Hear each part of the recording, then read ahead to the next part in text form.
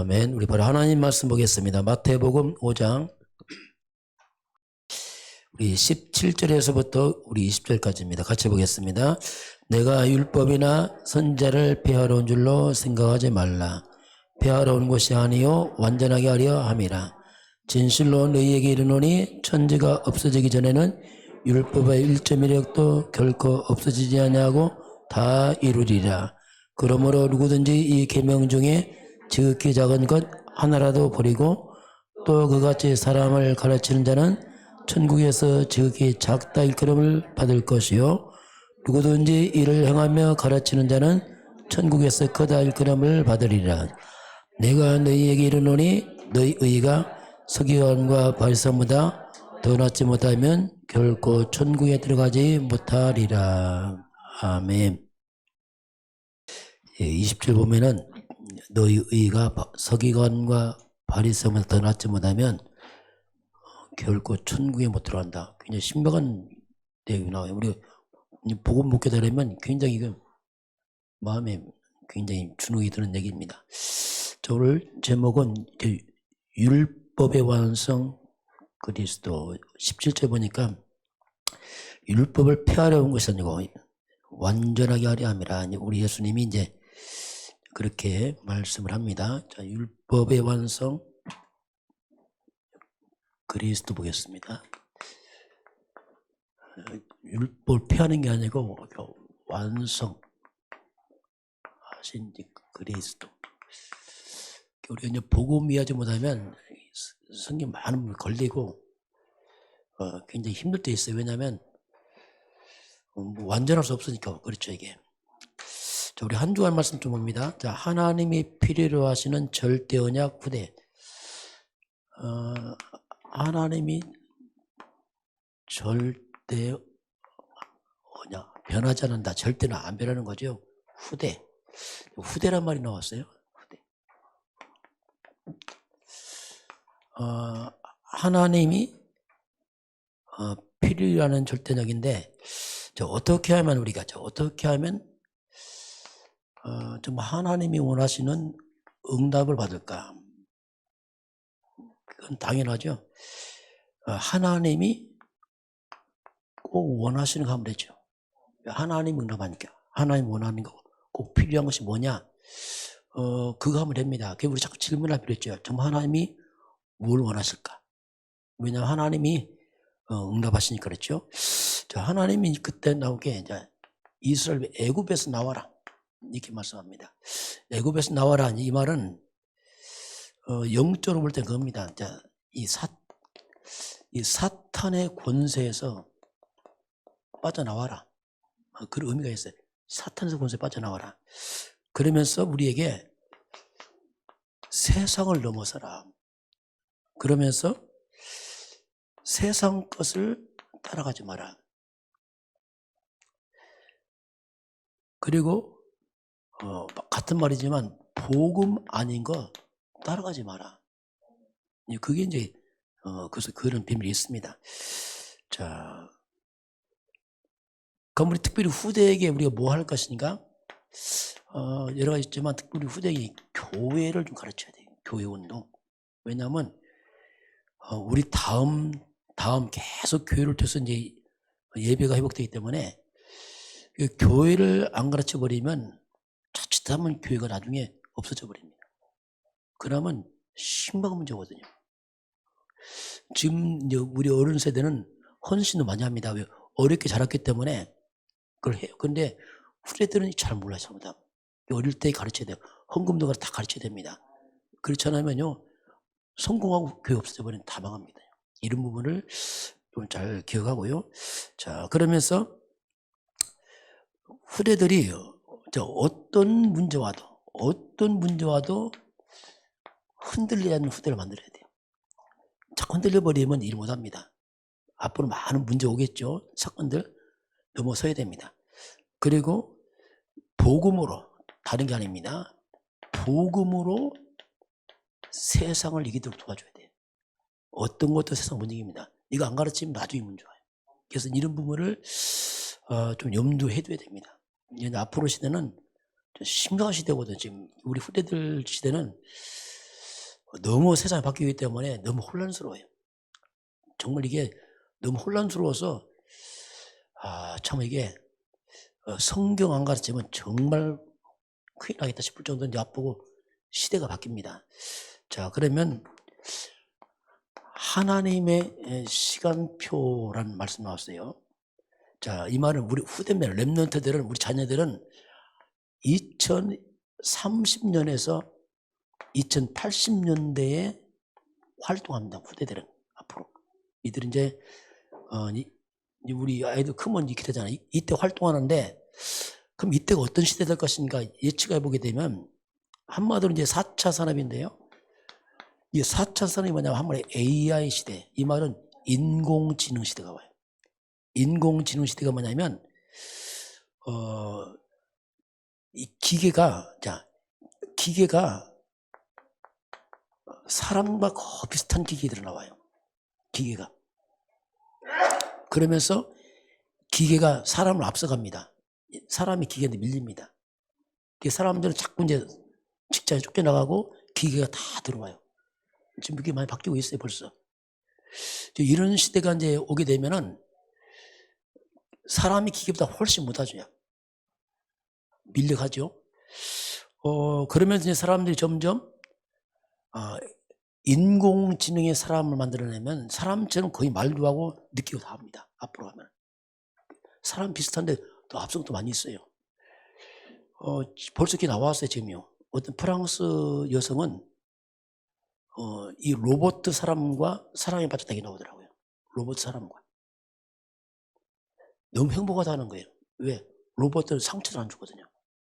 전혀 상처 안 주고, 로봇들은 외모도 안 따지고, 돈 있냐 안 따지고, 그냥 그거 받아주거든요. 예측하기는 뭐냐면 앞으로 이제 결혼도 바뀔 것이다. 많은 경우가 이 AI 로봇과 결혼할 때 올 것이다. 법적으로 허용할 때 올 것이다. 이제 올 거야 아마. 그렇게 되면 로봇들 사람을 인정할 것이냐? 결혼 호적이 오해될 거 아니야. 이거 뭐 보통 문제 아니거든요. 가까이 와 있어요 지금요. 조금 지금 그래서 앞으로는 이제 아마 지금 세 종류 사람입니다. 부모를 통해 태어난 아이가 있어요. 부모. 실제로 부모를 통해 태어난 아이가 있을 것이고, 또 하나는 실제로 인공지능의 사람이 있습니다. 거의 비슷하게 만듭니다. 또 하나는 뭐냐면 이런 인공지능 로봇도 사람이 결혼하게 되면은 자식 안 낳잖아요. 그러면 이제 사람 늙어 죽는데 이건 안 죽어. 로봇은 늙지도 않고 이게. 그럼 사람이 점점 사라지게 되면 아마 복제로 사람 만들 수 있어요. 이미 기술 왔자면 지금 절제야. 왜냐하면 윤리적으로 안 된다. 절제하는데 복제로 사람 만들게 되면은 여러분 계란으로 병아리 만들 때 어떤 기계로 그냥 하잖아요. 부화시키듯. 똑같습니다. 그렇게 해서 사람 만들어내겠지 이제. 그럼 그 만든 그 사람인데 감각도 없을 거. 부모 사람도 없이 큰 그 태어난 사람이 어떻게 했어 이게? 야 이게요. 보통 혼란스러운 게 아니게. 자꾸 갈수록 이게 뭔가 이 사람에 대한 정체성이 자꾸 혼란스러운. 이런 시대가 와요. 다시 말하면 엄청난 과학의 발달이 사람을 다 무너뜨려버려요. 이게 보통 문제 아니거든요. 이때 오는 게 뭐냐면 이제 이렇게 오니까 너무 과학이 발달하는데 이게 감당이 안 되는 거지. 이게 사람인지 로봇인지 막 섞여버리고, 이때 오는 게 뭐냐, 그게 이제 가장 심하게 영적 문제입니다. 이게 이제 보통 문제 아니에요. 이 정신병 이런 것들이 온 땅 덮어버려요. 이게 가까이 와 있어 지금요. 많은 절제하고 있고 그렇지. 이게 탁 터져버리면 이게 지금. 그럼 이런 영적 정신 문제는 이 과학이 해결 못하거든요. 이것만큼은. 그래서 삶은 대단한데 이게 해결 안 된단 말이에요. 그래서 그게 뭐냐, 그게 이제 5차 산업이에요. 5차 산업은 과학이 아니고 영적 정신을 어떻게 치유할 것이냐. 이 부분이 가장 앞으로 심각한 시대가 옵니다. 우리 렘넌트 지금 복음 잘 준비하는 게 굉장히 중요해요. 왜냐하면 이건 대책이 없으니까. 과학 안 되잖아 이게. 누구도 누구도 이걸 해결 못하는 거예요. 그 똑똑한 사람들이.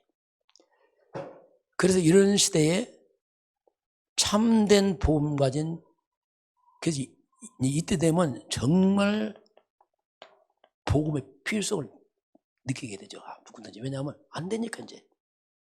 그 정말 복음 가진 자, 그게 누구냐 이거지 뭐. 이게 5천 사람입니다. 그때 되면요, 뭐 공부 잘한다 보다 별 의미 없다니까요. 왜냐하면 기계에 못 들어가요. 저번 나오는데 미국의 AI 변호사를 만들었어요. 이 AI 변호사가 500명의 약 2,000명을 감당해. 혼자. 2,000명의 변호사를 감당해. 이 하나가. 그러니 뭐 이게 뭐 게임이 됩니까? 안 되는 거예요. 그래서 이걸 우리가 이런 시간표를 잘 봐야 되고, 우리가 후대를 정말 이런 뭔가 미래 준비를 해야 됩니다. 많이 안 남았습니다. 금방 갑니다. 이게 지금 빨리빨리 가요. 이거 안 가르치면요 정말 힘들어져 이게. 자, 그런 시간표를 이제 이미 오고 있고 앞으로 이제 오겠죠 이제. 자, 그럼 성삼위 하나님 주신 산업이 나와요. 자, 하나님이 주인된 산업 이렇게 나왔습니다. 자, 아브람도요. 아브람도 롯이 아브람 떠난 후에 불신앙에 멀어진 후에 아브람이 하나님을 주인 삼고 단을 쌓을 때, 이때 하나님이 천사를 보냅니다. 이때 보호자의 축복이 나타납니다. 아브라함에게. 이때 실제로 이제 아브라함이 사람이 살아나기 시작합니다. 자, 그러면 당연히 하나님이 주인이잖아요. 모든 건. 그럼 이걸 산업에 적용해 본다면 하나님께서 나를 사장으로 만든 겁니다. 왜? 하나님이 주인이니까. 내가 사장 안 해요. 사장인데 하나님이 임명한 거예요. 사장으로. 그럼 우리가 직장은 뭡니까? 직장은 뭐야? 하나님 나를 거기에 파송한 겁니다. 똑같아요. 입장은요. 사장이나 직원 똑같아요. 하나님이 거기 파송한 것이고 사장은 하나님이 임명한 것이고 이렇게 생각해야 돼요. 그래서 하나님이 주인 되면은 하나님이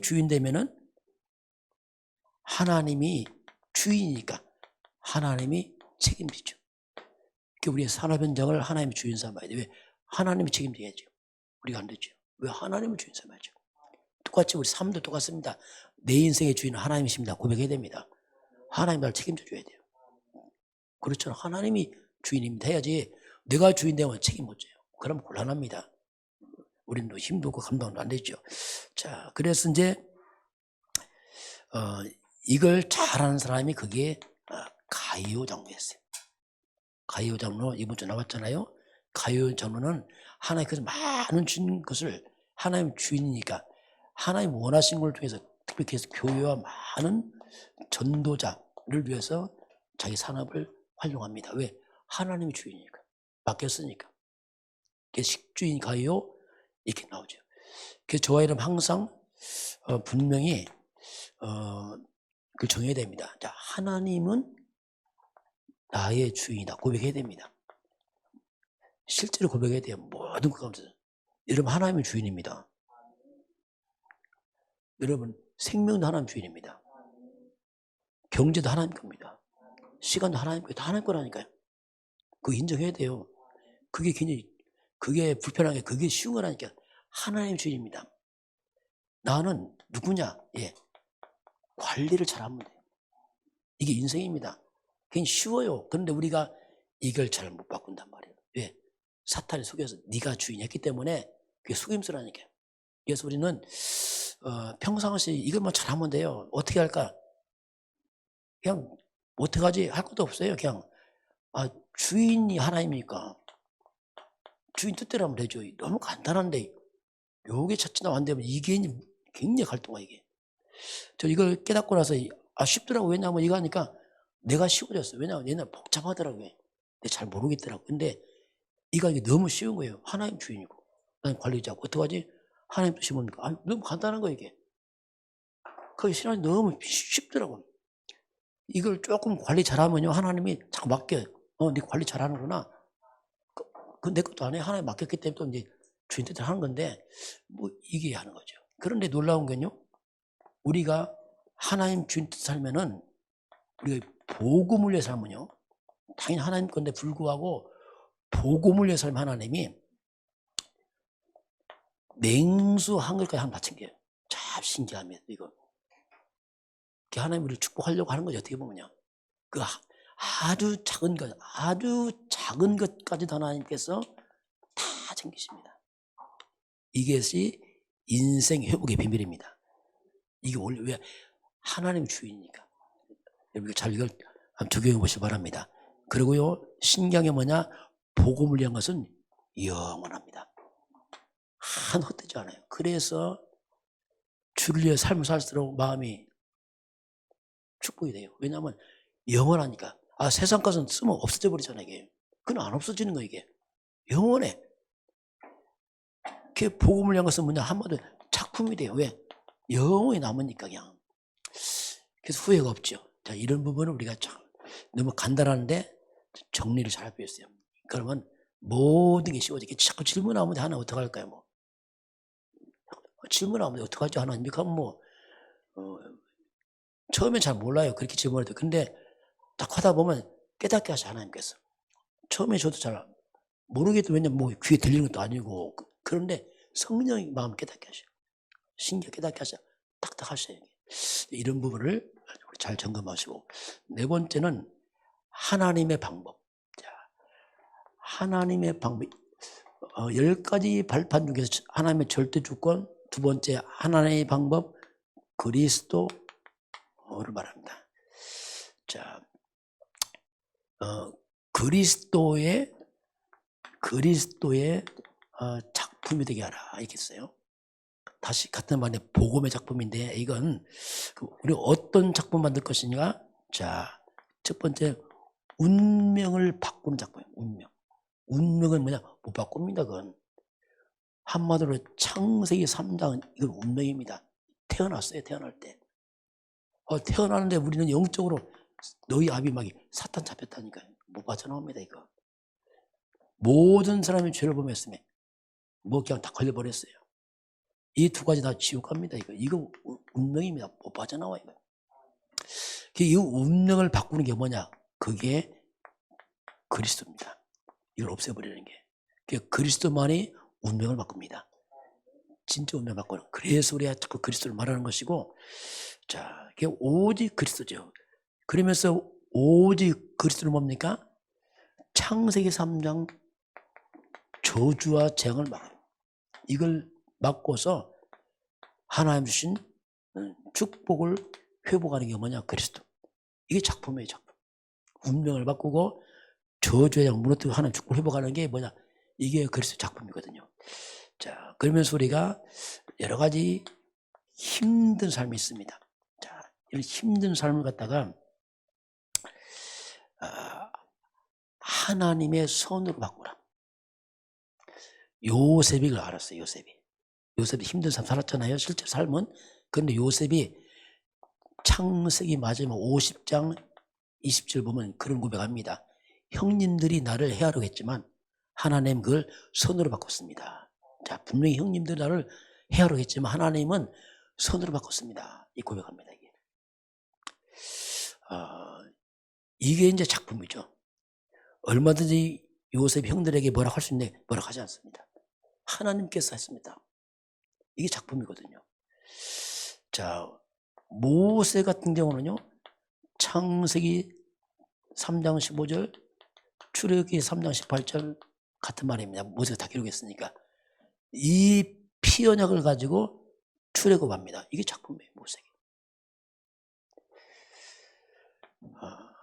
이 다윗 같은 경우는 사무엘상 16장 13절, 사무엘이 기름불을 부었을 때에 이날 이후로 다시 여호와의 크게 감동하니라, 그 성령이 충만히 임하면서 다윗에게 어떻게 합니까? 골리앗 무너뜨리고 나중에 왕이 되고 성전 건축하잖아요. 이게 작품이에요, 작품. 복음. 다니엘과 에스더 같은 경우는 어떻게 합니까? 나라가 다 망해버렸어요. 그런데 이사야 7장 14절입니다. 임마누엘, 이 언약 잡고서 불임별 일으키고 다 살아나잖아요. 이 복음은 뭔가 이런 많은 것들을 갖다가 뒤집어서 살려냅니다. 이게 작품이 돼버려요. 복음이. 우리가 올바로 복음한다는 것은 굉장합니다. 이렇게 설정 이런 거 운할지라도 이걸 바꾸는 게 복음입니다. 하나님의 방법 그리스도 이렇게 우리에게 이제 말씀을 하고 있습니다. 자, 5번째 보겠습니다. 자, 혼자 살아남는 노바디. 자, 혼자 홀로 독립해서 뭐 노바디 이 말은 뭐 아무도 안 도와준다 이죠. 홀로 그런 뜻입니다. 자, 그럼 우리가 홀로 살아남으려면 깡다구로 하는 게 아니고 근본이 뭐냐면 역시 이제 우리가 그리스도를 알 때부터 이게 가능해요. 자, 그리스도를 알면은 가장 먼저 이 흑암 세력이 떠납니다. 인간은 근본을 무너뜨리는 사탄 마귀들이 무너집니다.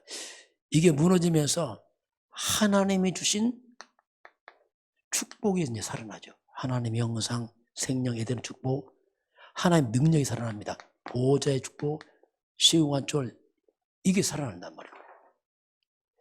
자,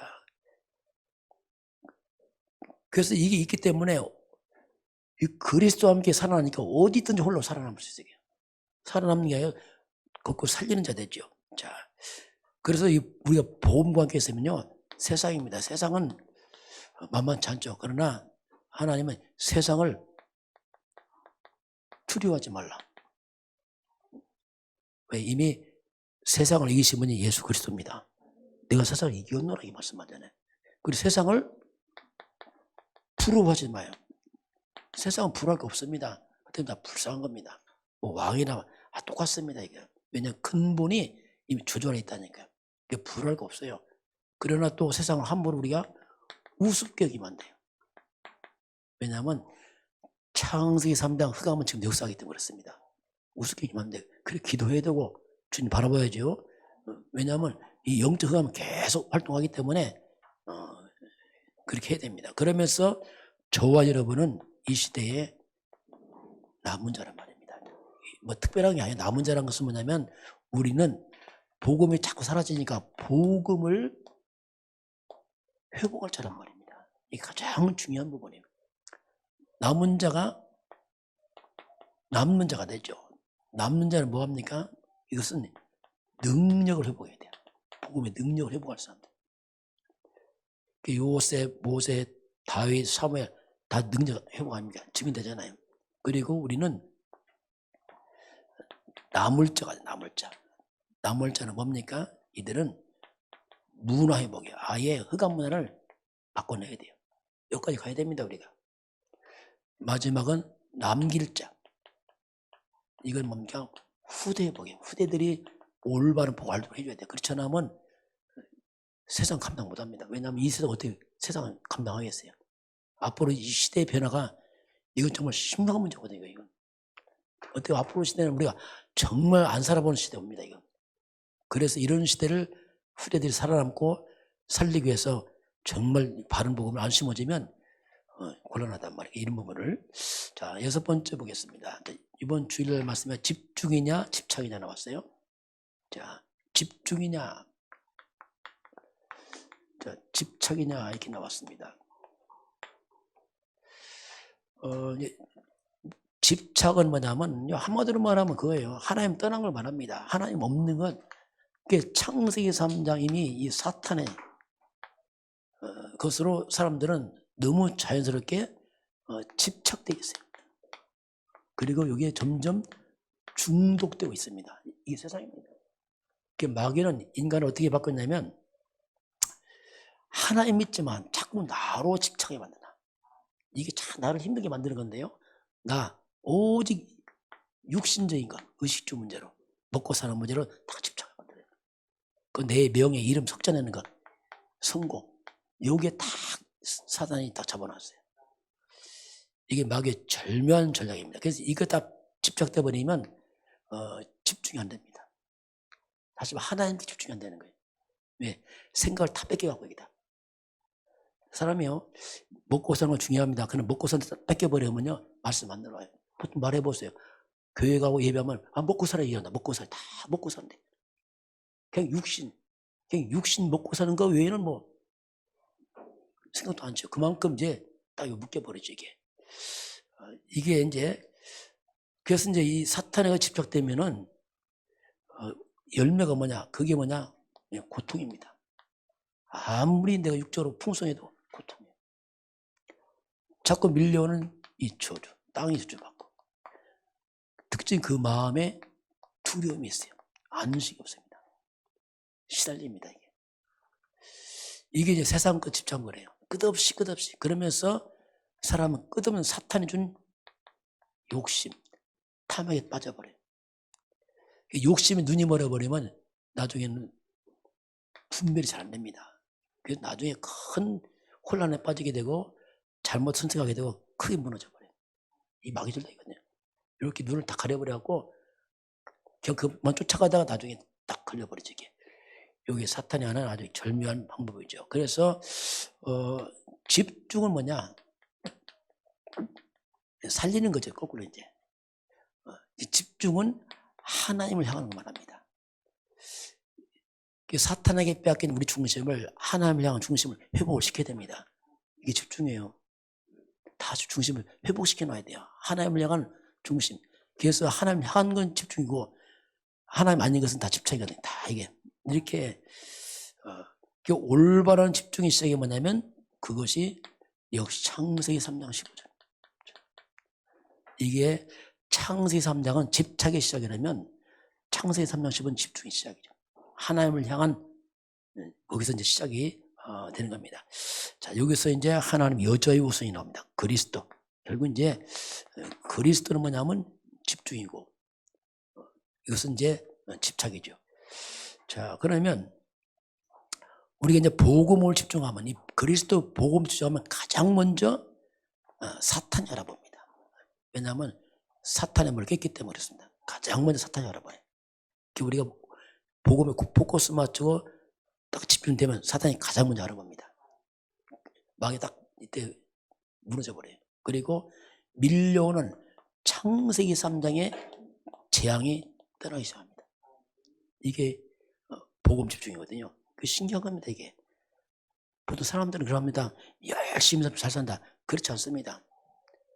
이런 복음 집중할 때 회복되게 되어 있습니다. 그게 가장 잘 사는 거예요. 양이 문제가 아니고 가장 안정되게 사는 겁니다. 그래야지 사람답게 살아요. 그렇지 않은 것은 양이 많다 적다 떠나서 그게 아닙니다. 그래서 이제 올바른 복음 집중을 통해서만 이제 이 근원적인 문제가 사라지면서 그러면서 모든 것이 이제 살아나기 시작합니다. 깨닫고 나니까 다 뺏겼어 보니까 이게 살아나 이제 영이 살고 다 살아납니다. 생명, 하나님 형성, 에덴, 능력 막 살아나 이게 이제 보이기 시작하지요. 그러면서 집중이 있는데 세 가지 집중입니다. 제한적 집중. 이건 한마디 한 가지 집중을 해라. 한 가지 우리가 복음 집중을 통해서 만 가지 재앙 맞고 만 가지 회복하는 게 복음 집중입니다. 그래서 간단한 거예요. 그냥 딱 한 가지. 딱 한 가지를 통해서. 그리고 선택적 집중이 뭐냐. 이것은 사명입니다. 2, 3, 7날 살려야지만 당연히 그러나 출발은 지금 있는 그 자리입니다. 거기 출발을 그 있는 그 자리에서 증인서는 겁니다. 한 교회, 한 직장, 한 지역 그렇잖아요. 그 통해서 이제 시작하는 거죠. 그걸 대충 하고 2, 3, 7만 한다. 허황된 겁니다. 이 그 자리에서 내가 먼저 복음의 증인서면 돼요. 그러면 퍼지게 되어 있습니다. 요셉이 보디발 집에서 일을 잘했어요. 그게 퍼져 가는 겁니다. 확산해 나가지요. 그러면서 마지막은 뭐냐면 원네스 집중은 뭐냐 함께 이건 또 함께죠. 함께 그리스도를 바라보게 되면 기적이 일어나 버려요. 이게 원네스입니다. 국가가 그리스도 바라본다. 그럼 국가가 기적이 일어나요. 그게 뭐냐 미스베 운동이에요. 이 미스베 운동이 뭐냐면 이스라엘에서 전체 함께 하나님을 집중하니까 그냥 회감이 싹 무너져 버려요. 여러분 가족도 그렇습니다. 만약 가족이 함께 그리스도 바라본다. 가족 회감 다 무너집니다. 이거 만만치 않죠. 사탄이 방해하겠지만 그래도 이게 그래서 계속 교회가 함께 그리스도 바라보면 회감이 무너지게 됐어요. 우리 하나 됩시다. 그 안 된다니까. 그게. 우리 그 되는 게 아니라니까. 그 세상적인 얘기입니다. 함께 안 모여도 함께 그리스도 바라보면 그냥 다 무너져 있습니다. 그게 방법이거든요. 이게 집중, 집착입니다. 자, 이제 그런 가운데서 자, 오늘 자, 율법의 완성 나왔어요. 오늘 예수님이 율법이나 선지자 나왔습니다. 자, 율법인데요. 율법은 완전한 율법이에요. 율법은 완전한 겁니다. 왜냐하면 하나님 말씀이라 해요. 하나님의 법, 하나님의 말씀이라 완전하죠. 자, 오늘 17절을 보면요. 내가 율법이나 선지자를 폐하러 줄 생각하지 말라. 율법이 뭐냐? 모세오경입니다. 선지자 구약 성경을 말합니다. 한마디로 율법 선지자 뭐냐? 다 이게 구약 성경이에요. 구약 전체. 예수님 오기 전 예수님 당시에 신약 없었잖아요. 한마디로 말하면 구약 성경 그 모든 말씀 다 포함하겠어요. 그게 이제 특히 모세오경은 이제 율법 중심으로 딱 기록이 됐잖아요. 자, 그러면 성경 뭐라고 말씀하냐면 로마서 3장 21절 보니까 그런 말씀이 나옵니다. 율법 외에 하나님의 한 의가 나타났어. 율법 외에 하나님의 한 의가 나타났다. 자, 율법 외에 하나님 나타난 하나님의 의, 그 그리스도를 말하는데요. 그래서 율법이 뭐냐? 완전한 겁니다. 그리스도가 완전한 것처럼 율법도 완전한 겁니다. 율법 외에 한 의, 그리스도인데 다 완전한, 그리스도도 완전하고 율법도 완전합니다. 자, 그러면 완전한 율법인데요. 이게 완전하기 때문에 누구든지 율법 앞에 서면, 자, 이 법 앞에 딱 서게 되면, 법 앞에 서게 되면 우리는 다 부족하거든요. 그래서 법 앞에 딱 서게 되면 모든 사람은 자신이 죄인을 깨닫게 돼. 왜냐면 다 걸리거든. 안 걸릴 수가 없어, 이게. 완벽한 말씀이기 때문에. 율법의 가장 중요한 역할이 뭐냐면 모든 사람이 죄를 범했다. 로마 3장 10절 의인 없다. 착각하지 마라. 23절 모든 사람이 다 죄를 범했어. 예외가 없어. 이렇게 말씀하죠. 그러면서 로마 3장 20절은 율법으로 멈게 인간이 죄를 깨달아. 야, 우리가 다 죄인들이구나, 이겠죠, 이거. 이걸 그 죄의 심각성을 깨닫게 됩니다. 율법에 서게 되면. 그 율법은 완전하기 때문에 그냥 쉽게 말하면 법대로 하면, 자, 법대로 하게 되면 우리는 다 망해요. 왜냐면 법대로 앞에 서면 다 죄인들이거든요. 이게. 그러니까 법대로 하게 되면 모든 사람 다 죄인이라. 그래서 법대로 하면 죄의 값을 치러야 되죠, 값을. 법이라는 것은 뭐냐면 인정사정 없어요. 그냥 법으로 해야 돼. 그 죄값은 뭐냐? 로마서 6장 23절 사망입니다. 사망. 그 인간 다 망하는 거예요. 이 죄 때문에 인간은 사망, 죄로 심판받아야 되고 그냥 다 지옥 가는 겁니다. 인간. 한 사람도 예외가 없어요. 이게 율법이에요. 완벽한 법 앞에서 누구도 예외가 없어요. 그게 이제 율법이죠. 자, 그런데 이 율법, 이 율법의 완성이라고 해서 오늘 율법을 완성케 하라고 예수님 왔다 이렇게 말씀합니다. 완성케 하라고 왔다 했는데, 자, 로마서 13장 9절 보니까 뭐가 나오냐요? 사랑은 율법의 완성이다 이렇게 나왔어요. 로마서 13장 9절에 사랑은 율법의 완성이다 이렇게 나옵니다. 하나님의 사랑은 율법의 완성이다. 인간이 못 지키는데 그걸 완성한 것이 하나님의 사랑이다 이렇게 나와요. 그러면서 나온 게 로마서 8장 9절에 우리가 아직 죄인 됐을 때, 다 죄인들 아닙니까?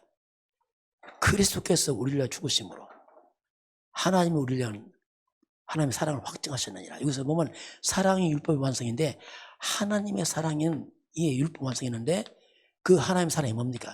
이게 그리스도의 죽음이에요. 사랑의 확증이에요. 하나님이 그리스도의 죽음을 통해서 하나님 사랑의 확증을 우리가 하신 겁니다. 이 말이 뭡니까? 그리스도의 이 죽음 뭡니까? 이 주의 죽음은 이 죄인들의 죄값을 치르는 사건이거든요. 인간이 안 되니까. 인간 안 되니까 하나님이 사랑을 해서 우리를 살리려고 사랑해서 그 아들 그리스도를 보내서 죄값을 지불하는 겁니다. 죄값은 사망이니까 죽어야 돼. 그게 대신 죽는 거예요. 그리스도 와서. 예수님은 친히 하신 말씀이 나는 죽으러 왔다 했어요. 마가복음 10장 45절에 대속물이다. 자신의 죄가 아닙니다. 대신 주는 겁니다. 죄 없는 분이 와서 죄인들을 위해서 대신 속전을 통해서 인간의 죄를 치워주심으로 이게 하나님의 사랑이에요. 다른 걸 사랑 하나 많아요, 우리는. 왜냐하면 죄 문제 해결하고 우리 떡과 빵 많이 줘서 떡빵 많이 먹고 지옥 가면 뭡니까, 이거? 헛일이군요, 헛일. 근본적으로 인간의 저주를 없애준 겁니다. 떡이 문제, 빵이 문제가 아니고 병이 낫는 게 문제가 아니고 죄 용서 받아야 돼요. 그래야 구원받습니다. 하나님의 사랑은 육신적을 넘어서 갑니다. 영원한 사랑이에요. 그래서 율법의 완성이 뭐냐? 예수님의 십자가 사건입니다. 그가 죽으심으로 다 이루었다. 인간의 모든 저주를 싹 지불한 겁니다. 요한복음 19장 3절에 다 이루었다 뜻이 뭐냐면 내가 인간들의 그 죄와 저주를 내가 다 갚았다. 내가 대신 죽어서 다 가져갔다 이겁니다. 다 끝냈다. 이게 이제 율법의 완성이에요. 우리가 완성이 아니라 그리스도께서 그 예수님 오신 것은 내가 율법을 완전케 한단 말이 이제 그런 의미가 이제 그 속에 있습니다. 그래서 우리 예수님은